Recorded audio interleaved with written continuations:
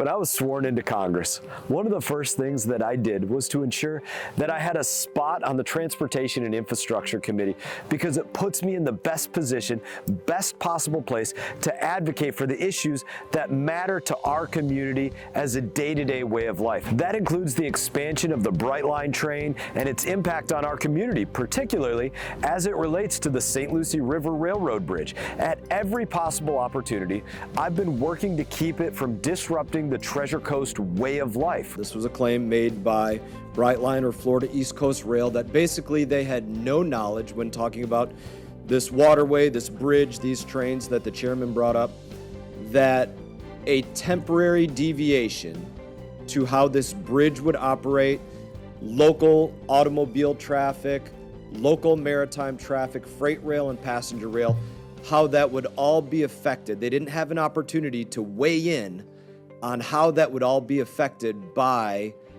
in ensuring that waterway has the right-of-way, which is the law.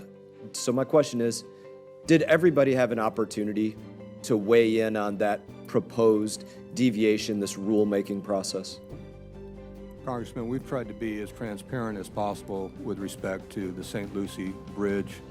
I think it was in May of last year. I may have the dates a little bit off, but we issued a notice of inquiry because we were considering what changes needed to be made to the bridge schedule to ensure the reasonable needs of navigation, as well as balance the interest of all the stakeholders involved. It's been clear from the beginning that the only real solution for marrying that relationship between rail and the maritime industry is a new bridge. If we replace the current 90-year-old single-track bridge, it can be built taller and wider, and rail, motor, marine traffic will all be able to coexist and keep everybody moving at the same time. That's why I advocated for a grant to build a new bridge, and we were successful with that. The City of Stuart will be receiving $130.5 million from the Department of Transportation to invest in replacing the new railroad bridge. And now we're one step closer to making sure that the Treasure Coast continues to thrive and not be disrupted.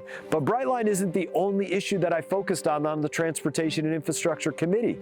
Nationwide, we're still struggling with a broken supply chain, which is why I sponsored legislation to cut red tape and get more drivers on the road. The CABS Act is a simple solution that would help get more qualified drivers moving goods from A to B in big rigs. Now, due to an oversight in current law, picking up goods from a port, like the Port of Palm Beach, is interpreted as interstate transportation, even if the final destination is within the state. So imagine if something came out of the Port of Palm Beach and it's still going somewhere in Palm Beach County, or Martin County, or St. Lucie County.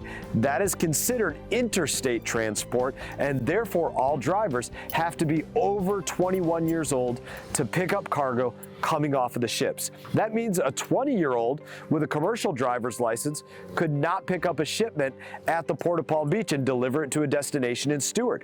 But that same driver could transport cargo from Tallahassee all the way to Miami if they wanted to. Is preventing drivers that are 21 years old from moving interstate commerce, is that age discrimination? In my opinion, it is.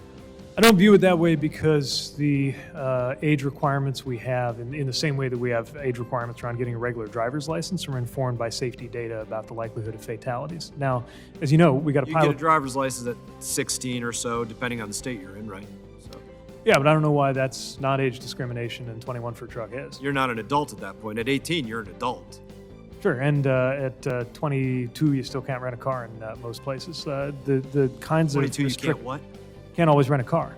Rent a car. Right. Oh, we could argue whether that's age discrimination as well. Again, my personal opinion, and I'll wrap it up, it's age discrimination. I hope that the administration can look at it and review it in that way in part. This policy doesn't make sense. It's one of the simple things that we work to fix to help get things better from A to B and make things more affordable for every person in our community. Hey everyone, thank you for watching this video. If you enjoyed the video, please click like and subscribe. I will be back on YouTube with more exclusive content, so stay tuned.